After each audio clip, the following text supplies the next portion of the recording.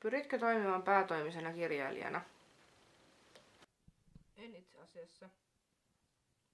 Mä haluaisin työskennellä nuorten parissa ja aion pyrkiä opiskelemaan kyseiselle alalle tulevaisuudessa. Mitä tavoitteita sinulla on kirjailijana? Mä haluan herättää ihmisissä tunteita. Mä haluan, että mun tekstit koskettaa ja ravistuttaa. Ja valitettavasti mun tekstit saattaa myös ahdistaa ja herättää kielteisiä tunteita. Mutta lukukokemus voi siitä huolimatta olla kasvattava ja opettavainen. Mä haluan myös, että mun tekstit auttaa ihmisiä ymmärtämään niitä asioita, mistä mä kirjoitan. Milloin on luvassa uutta materiaalia?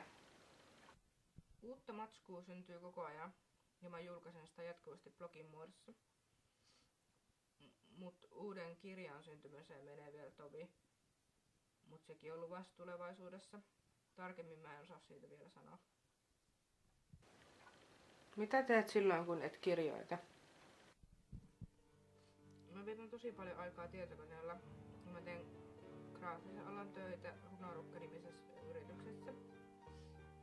Vapaa-aikani sisältää paljon työn kaltaista toimintaa, kuten valokuvausta ja kuvan käsittelyä ja niiden julkaisua verkossa.